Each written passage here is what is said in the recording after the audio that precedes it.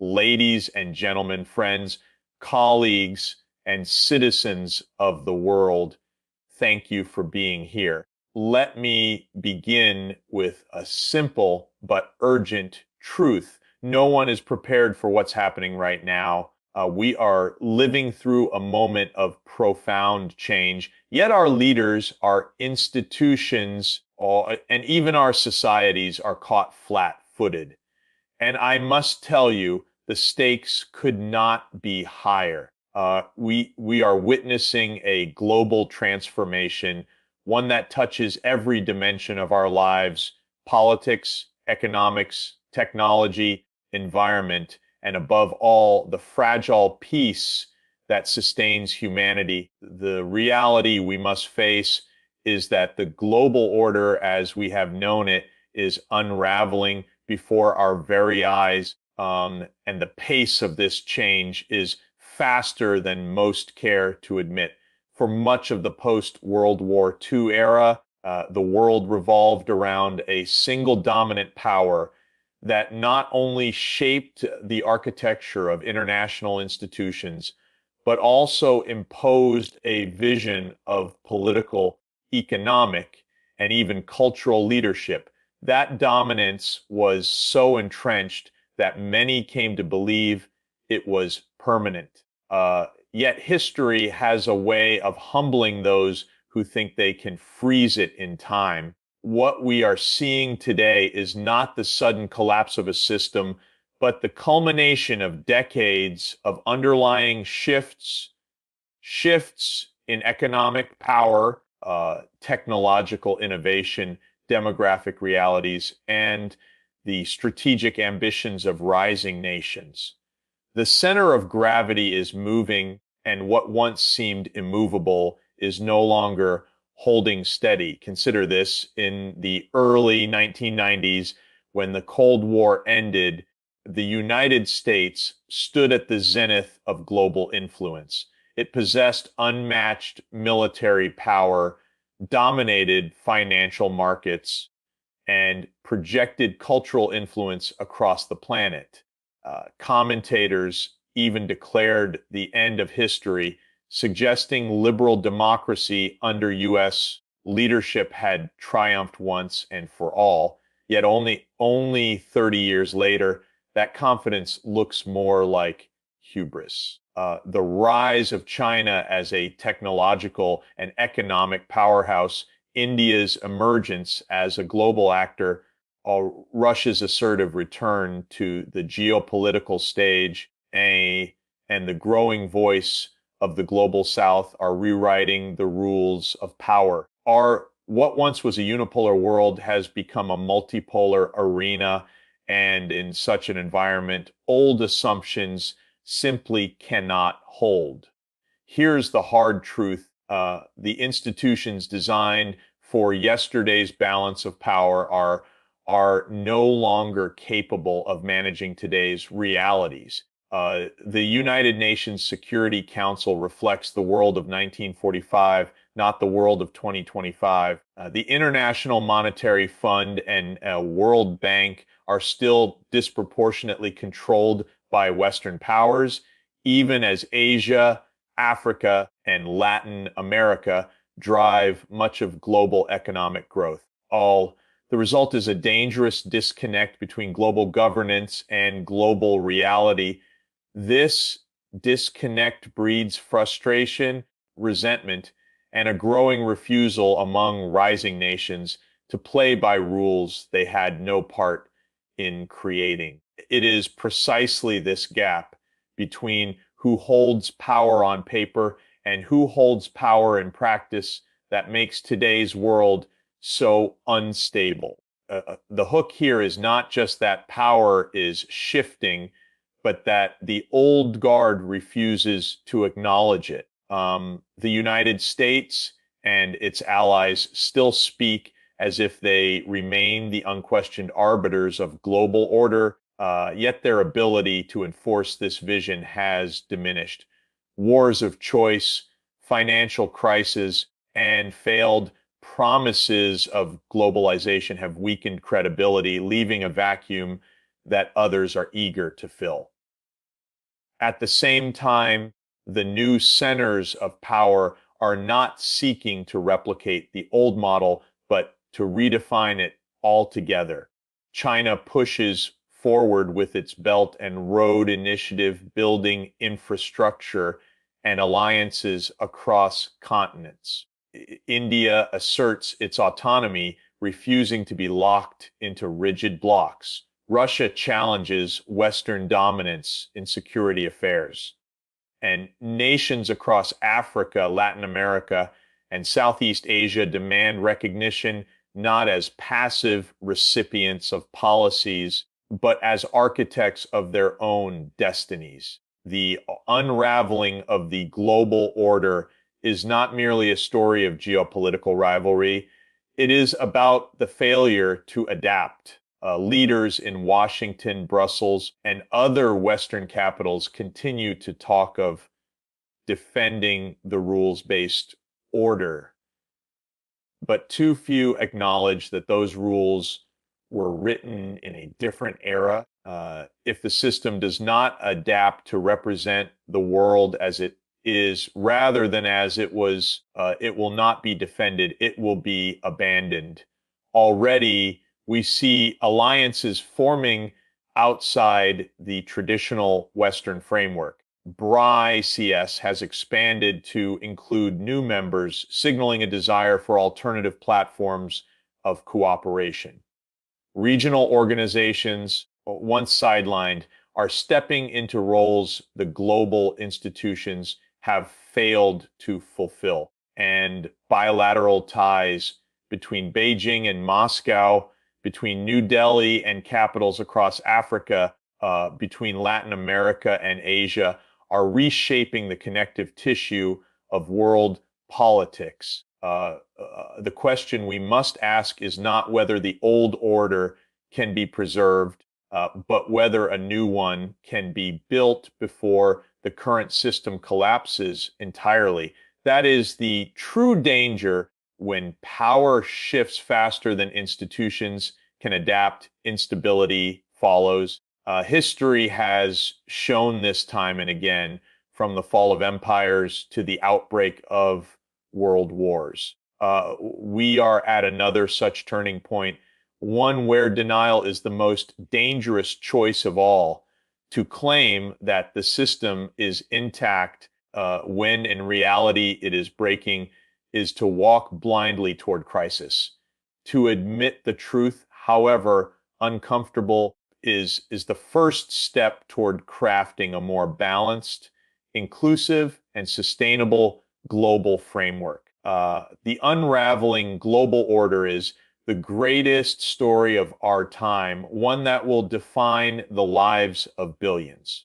The world is no longer centered on one capital, one vision, or one ideology. It is being shaped by many actors, each with their own ambitions, strengths, and vulnerabilities.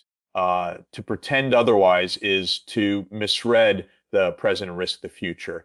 And while no one may be fully prepared for what is happening, ignoring it is no longer an option. The transformation is here, and whether we seize it with wisdom or squander it through arrogance will decide the path ahead. One of the most pressing realities of our time is that political leaders are behaving as though they are trapped in a world that no longer exists. They cling to old doctrines, old strategies, and outdated assumptions about power, even while the ground beneath them is shifting. This refusal to adapt is not just a matter of inertia, it is a profound failure of vision.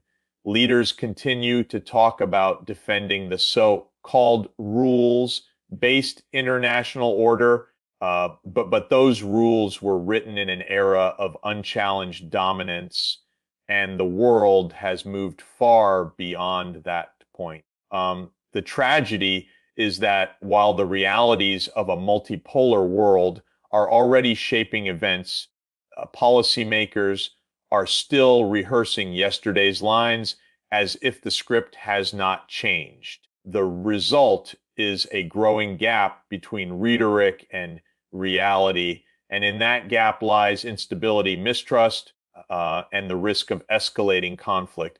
Think of how often we hear the same language repeated year after year. Talk of defending democracy, preserving stability, promoting prosperity under the banner of the West. Yet these words sound increasingly hollow to audiences around the world. Uh, they ring hollow because people see the hypocrisy. They see interventions carried out in the name of democracy that left nations in ruins. They see financial systems designed to favor a small group of wealthy states while punishing weaker economies. They see promises of globalization that delivered inequality instead of shared prosperity. This dissonance between words and outcomes erodes credibility, and credibility, once lost, is not easily recovered. Here lies the hook.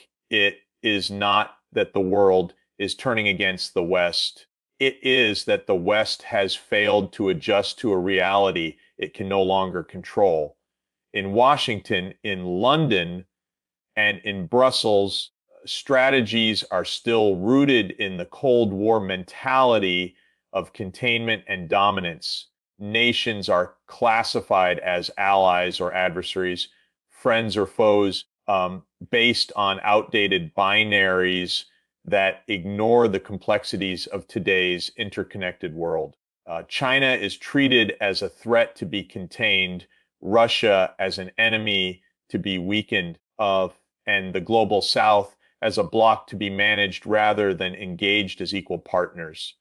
But the world is no longer so easily divided. Countries like India, Brazil, and South Africa refuse to be pulled into rigid alignments. They seek partnerships that serve their own interests, not someone else's strategy. Yet leaders in the West often react with frustration, accusing these nations of not choosing sides, when in fact, what they are doing is asserting independence in a multipolar reality. This refusal to accept multipolarity is dangerous because it blinds policymakers to opportunities for genuine cooperation. Instead of recognizing that rising powers bring with them the potential for new solutions to shared problems, leaders insist on viewing them as rivals in a zero-sum game. The climate crisis, pandemics, global financial instability, and technological disruption, none of these can be addressed by one power alone. And yet, even as these crises deepen, leaders fall back on the reflexes of military build-ups, trade wars, and sanctions, as if the tools of the last century can solve the challenges of this one. That illusion is not just naive, it is reckless. The hook, again, is clear history does not wait for those who refuse to evolve. While Western leaders hold on to yesterday's worldview, others are moving ahead with new alliances, new economic systems, and new political frameworks. The BRICS expansion, the growth of regional financial mechanisms outside of Western control, and the increasing integration of non-Western economies are not anomalies. They are signals of where the future is heading.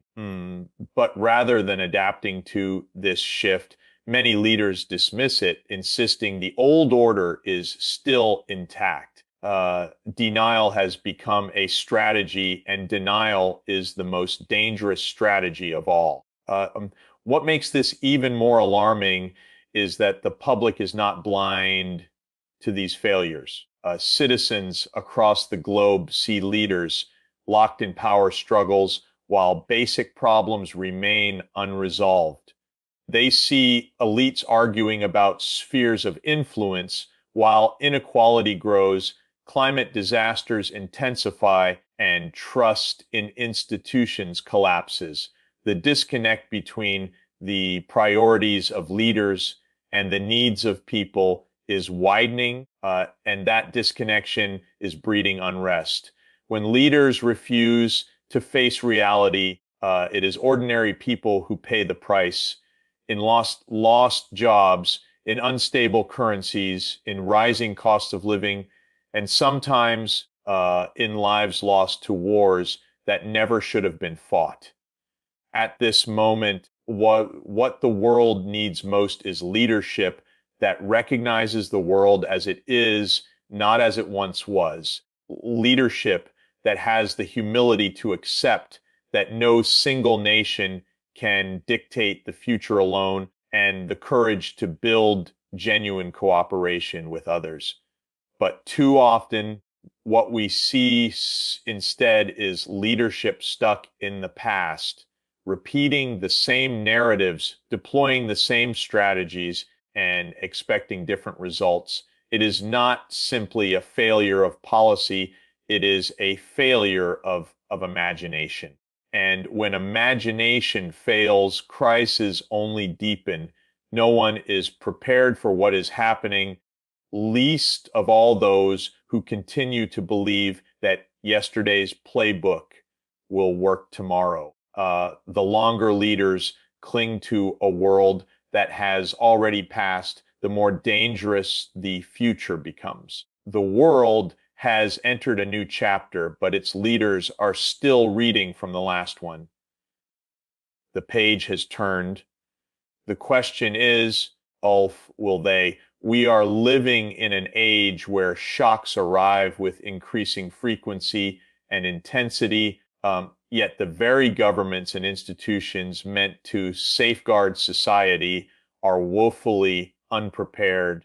The unsettling truth is that the crises we now face are not only predictable, they are inevitable consequences of a rapidly transforming world. And yet, our leaders behave as though we still have the luxury of time, as though incremental adjustments will suffice. They continue to play catch up with events that have already outrun them, and this failure of foresight is perhaps the greatest danger of all. The hook here is clear. The future is no longer on the horizon. It is at our doorstep, and still no one is ready.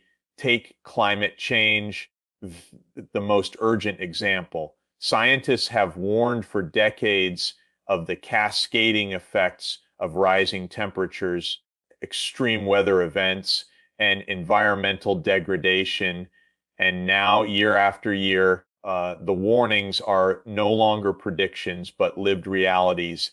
Floods, droughts, wildfires, and hurricanes devastate entire regions, displacing millions, destroying crops, and destabilizing economies.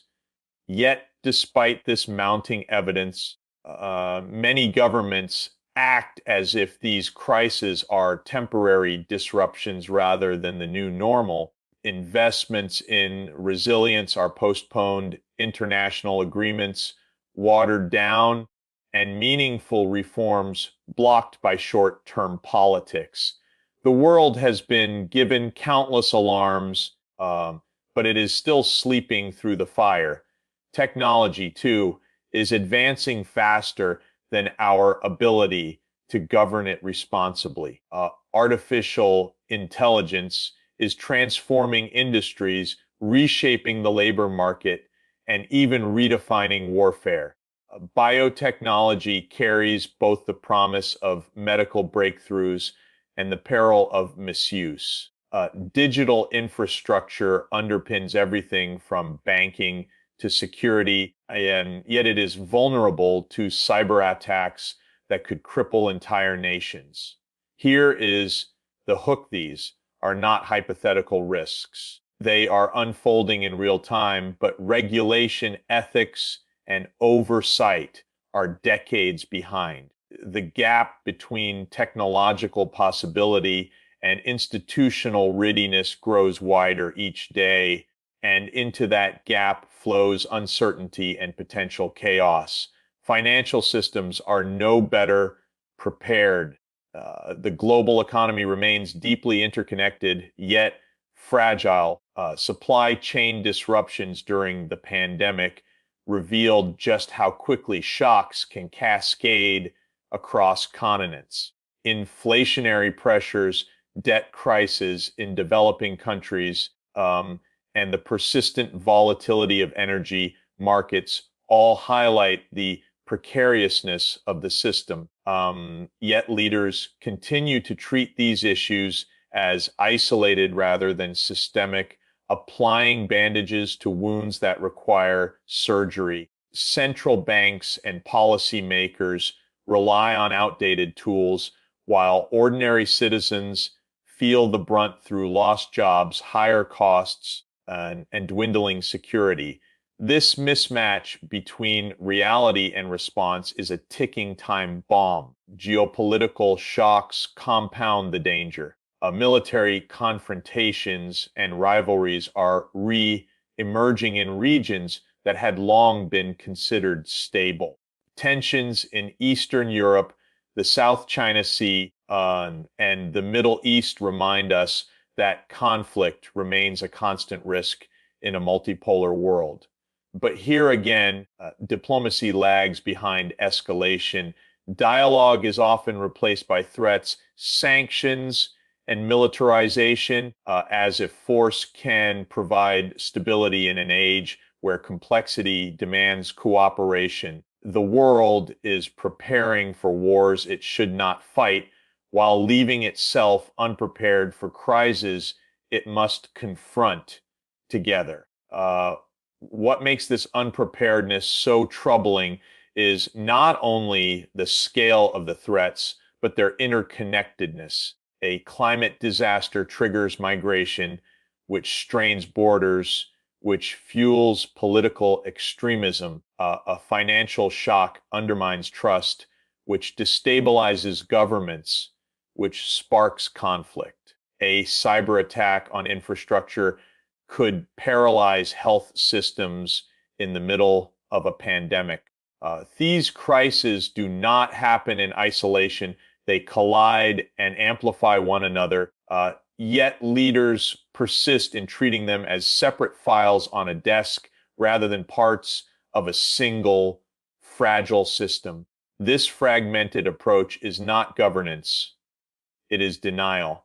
The hook that cannot be ignored is that societies themselves are becoming aware of this gap, and with awareness comes anger. Citizens see that those in power are not preparing adequately for the storms ahead, and the erosion of trust in governments, international organizations, and even science itself is growing. Oh, when institutions fail to protect people from predictable dangers, cynicism takes root, and with it, the potential for unrest. The cost of unpreparedness is not only measured in economic losses or environmental damage, but in the crumbling legitimacy of the very systems that hold societies together. If there is one lesson history has taught us, it is that crises expose the weakness of institutions more brutally than success ever does. The question is not whether shocks will come. They already are. The question is whether we will finally recognize that the pace of change demands a new kind of readiness. And yet, as of today, the world continues to drift, unprepared for the very storms it has been warned about for decades. The alarms are ringing louder, but those who should be leading are still asleep at the wheel. The specter of rising tensions and the growing risk of conflict is one of the most sobering realities of our time. Around the world, we are witnessing confrontations that recall the darkest moments of the 20th century, yet with even greater stakes. For decades, people believed that large-scale war between major powers had become unthinkable, a relic of a bygone age.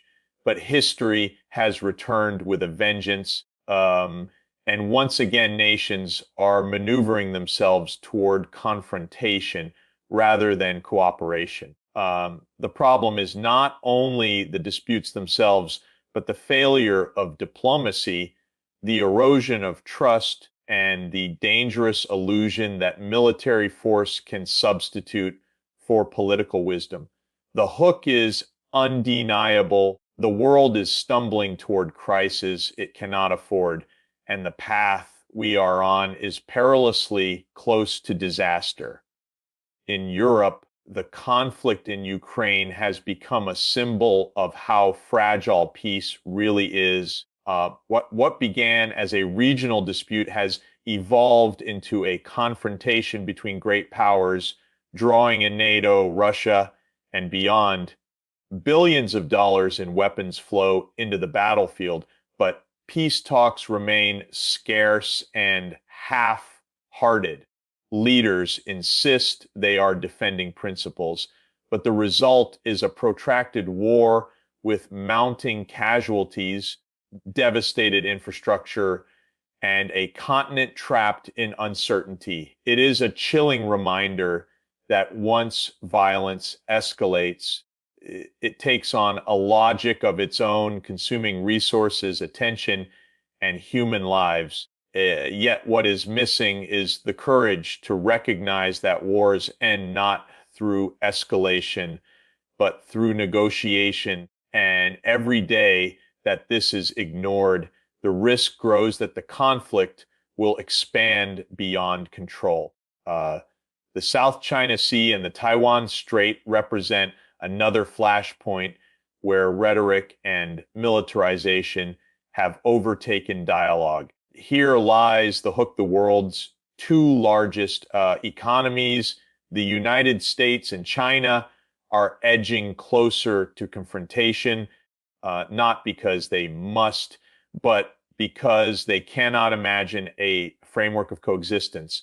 Naval exercises, military flyovers, and increasingly hostile rhetoric create an atmosphere where even an accident could spark catastrophe. The parallels to previous eras of great power rivalry are striking, but the difference is that the consequences today would ripple through an interconnected world economy instantly, disrupting supply chains, financial markets, and everyday life on a scale never seen before.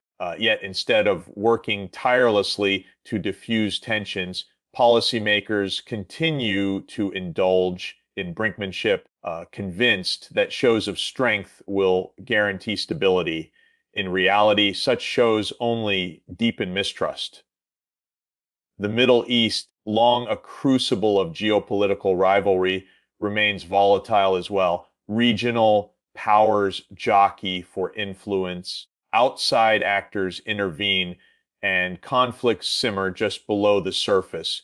The world has seen decades of war in this region, yet it seems to have learned few lessons.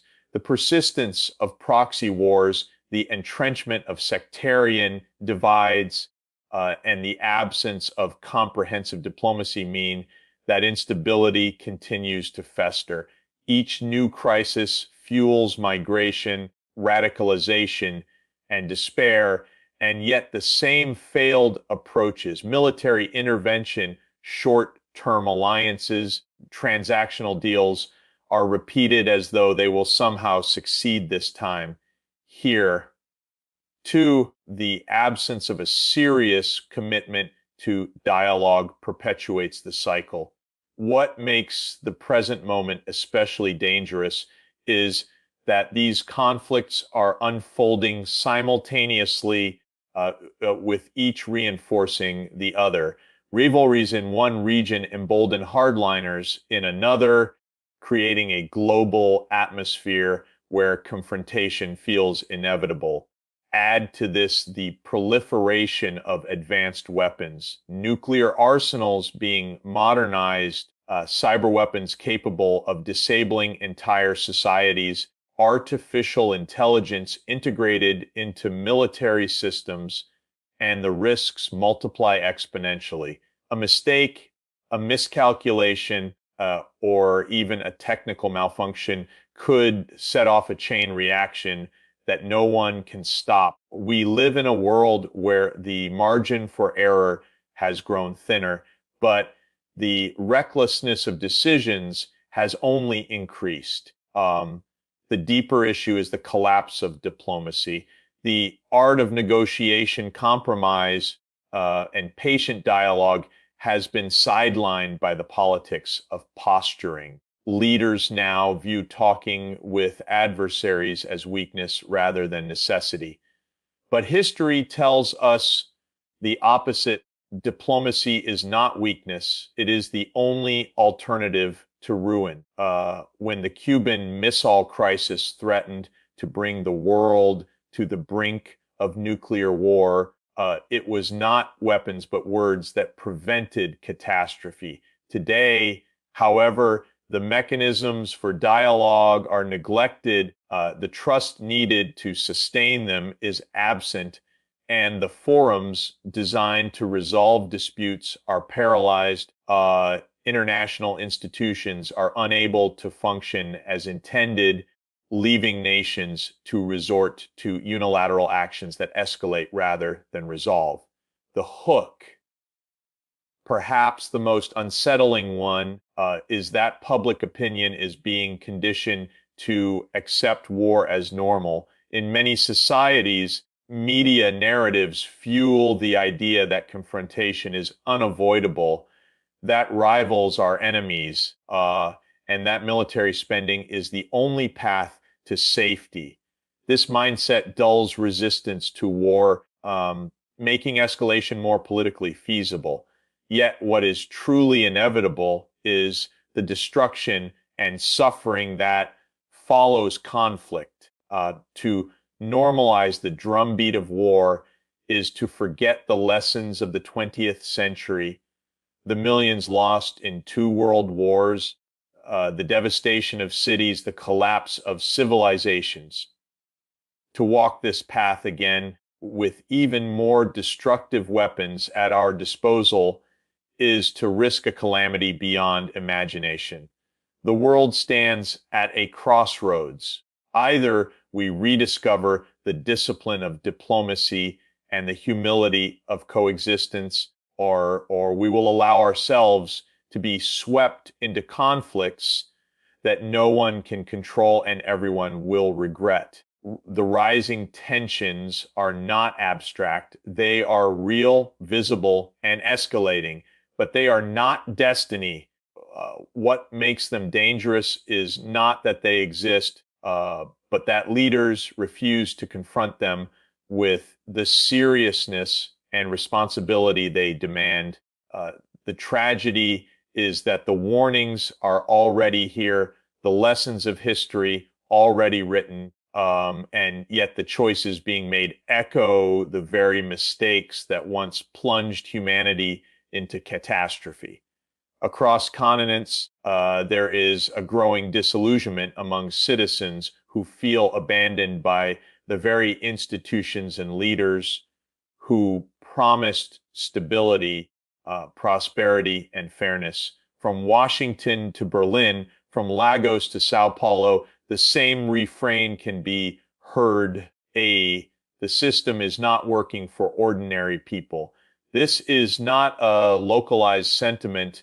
It is a global phenomenon cutting across cultures and political systems. People sense that the grand promises of globalization, democracy, and development have too often translated into widening inequality, persistent corruption, endless wars, and declining trust. The hook is unmistakable. The legitimacy of governance itself is unraveling, and societies are beginning to question whether those in power are serving the public good or merely their own narrow interests. In advanced economies, citizens see widening wealth gaps as the defining feature of their societies. The top 1% accumulate unimaginable fortunes while wages for ordinary workers stagnate. Housing becomes unaffordable, healthcare increasingly inaccessible, and education a privilege rather than a right. Politicians campaign on promises of reform, yet once in power, little changes. The sense of betrayal is palpable, leading to populist backlashes, rising polarization, and the erosion of democratic norms. Voter turnout declines, cynicism grows, and the belief that change can come through conventional political processes fades. This is not apathy, it is a rational response to a system that no longer delivers. In developing countries, the disillusionment takes another form. Citizens there often see governments that collude with global elites, borrowing heavily from international financial institutions, only to impose austerity measures that hurt the poor while enriching a small elite. The dream of progress through globalization has soared into a nightmare of debt dependency, capital flight, and social unrest. Entire generations feel that the promise of opportunity has been stolen, and with it, the hope of stability. The hook here is stark. When trust in national governments collapses, people turn to the streets, to radical movements, or to despair, each of which undermines social order. Wars and endless military engagements have also fueled the sense of betrayal. In the United States and Europe, citizens were told that interventions abroad would bring security, democracy, and prosperity. Instead, they watched as wars dragged on for decades, costing trillions, taking countless lives, and yielding little but instability. At home, the same government struggled to fund healthcare, infrastructure, or education. People naturally ask, how can there always be money for war, but never enough to fix the problems in our neighborhoods? This hypocrisy has left scars on the political landscape, where promises of responsible leadership are met with skepticism and anger. The erosion of trust is not confined to politics. It extends to media, corporations, and even science. Citizens are bombarded with misinformation and propaganda, often pushed by the very outlets once trusted to provide clarity. Corporate scandals reveal how profit is often prioritized over public safety, as seen in environmental disasters or pharmaceutical crises. Even scientific guidance, essential in moments of crisis like the COVID-19 pandemic, has been politicized, leaving people uncertain about who or what to believe. This collapse of trust is corrosive because once skepticism becomes entrenched, even genuine attempts at reform are met with suspicion. The hook that cannot be ignored is that this disillusionment creates fertile ground for extremes. When people lose faith in mainstream politics, they turn to populists, demagogues, or authoritarian figures who promise simple solutions to complex problems. Across the globe, we see the rise of strongmen leaders who thrive on anger and discontent, presenting themselves as the only alternative to a broken system. Yet these figures often deepen the very problems they claim to solve, eroding freedoms, dismantling institutions, and polarizing societies even further. the cycle becomes vicious. The more people feel betrayed, the more they embrace extremes, and the more fragile democracy becomes. At the same time, movements from below are emerging, driven by young people who refuse to accept a broken status quo. Protests over climate change, racial justice, women's rights, and economic inequality erupt across capitals, signaling that citizens are not willing to remain silent. These movements are a double-edged sword. They reflect a healthy demand for accountability, but also highlight the failure of established politics to address urgent issues. When the streets become the arena of last resort, it means the institutions designed to channel voices and solve problems are no longer trusted. That is a crisis of governance at its core. The global disillusionment is also reshaping geopolitics. The global South, long sidelined in international decision making, is asserting itself with new confidence. Nations that once followed Western dictates now demand fairer treatment and greater respect. Their citizens are no longer content to be passive recipients of aid or lectures from abroad. They demand a seat at the table, and their discontent fuels a shift in alliances and loyalties. This is not merely a regional trend, it is part of a global reckoning with the failures of elites to deliver on decades of promises. The deeper danger is that this widespread disillusionment is eroding the glue that holds societies together: trust. Without trust, governance becomes a hollow exercise, laws lose legitimacy, and institutions lose authority. Once trust collapses, rebuilding it is far more difficult than sustaining it. The world now finds itself in precisely this dangerous terrain where citizens doubt not only their leaders, but the very systems designed to serve them. And when trust vanishes, societies do not drift gently, they fracture, often violently. The hook is sobering but necessary. When people feel betrayed long enough, they will either withdraw completely from the system or seek to tear it down. Neither path leads to stability. What is required is a reckoning, an honest recognition by those in power that their legitimacy cannot rest on empty words, but on tangible results.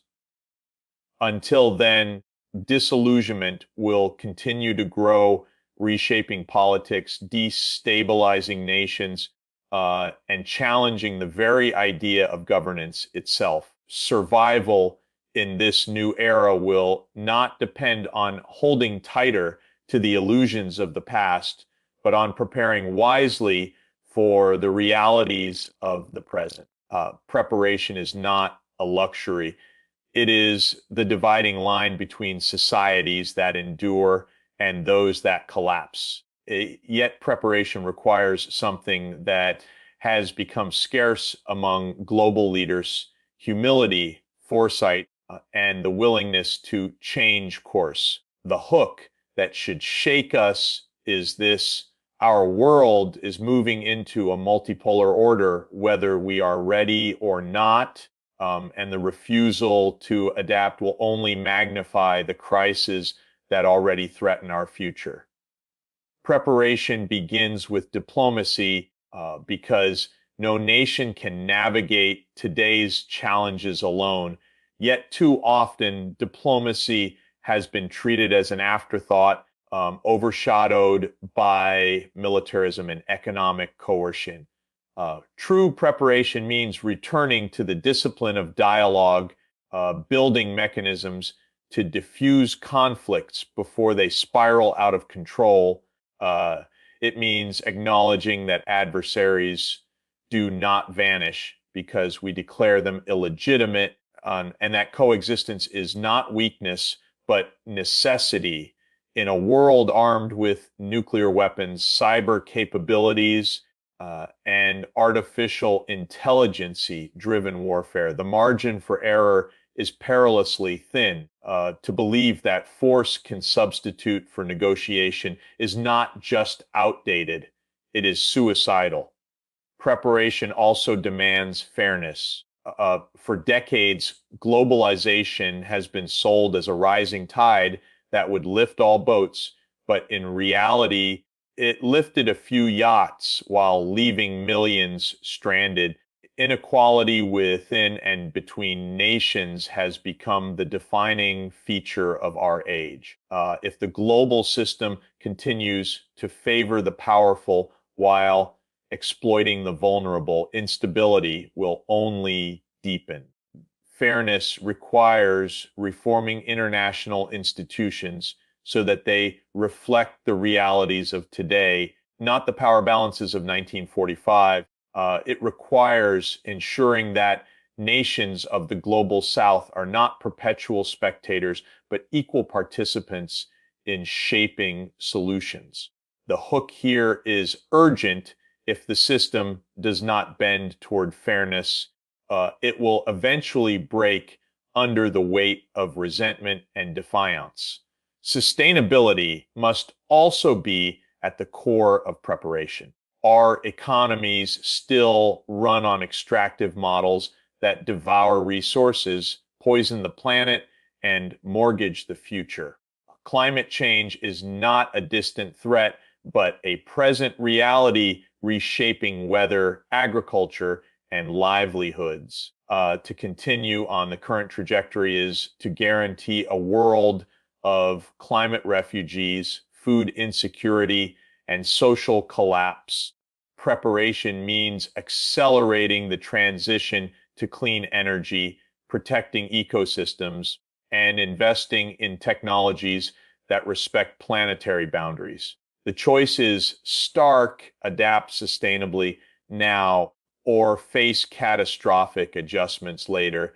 That will be far more painful and far less orderly. The hook that resonates most deeply is that humanity's future is shared, whether we acknowledge it or not. Pandemics do not respect borders, nor do rising seas, cyber attacks, or financial crises. The illusion that any nation can wall itself off from global challenges has been shattered time and again. Yet leaders still cling to nationalism as though it were a shield. Preparation requires a shift in mindset from zero, some competition to shared responsibility. This does not mean abandoning national interests. It means recognizing that in a tightly interdependent world, national interests cannot be secured without cooperation. To prepare also means investing in people. Education, healthcare, and social protections are not secondary to security. They are its foundation. A population that feels abandoned, disillusioned, or excluded becomes fertile ground for instability. A society that equips its citizens with skills, dignity, and hope becomes resilient. Yet across the globe, leaders pour resources into weapons while neglecting the basic needs of their people. This imbalance is unsustainable, and the hook is devastatingly clear. No arsenal can protect a government that has lost the trust of its citizens. No one is prepared for what is happening, but that does not mean preparation is impossible. It means that the window to act is rapidly closing. Every delay, every denial, every refusal to adapt narrows the options and raises the costs. The future will not wait for leaders to catch up. It is already here. The question is whether humanity will meet it with vision and courage, or whether it will stumble forward unprepared, repeating mistakes that history has already shown us to be catastrophic. The pen is in our hands and the page is turning faster than ever.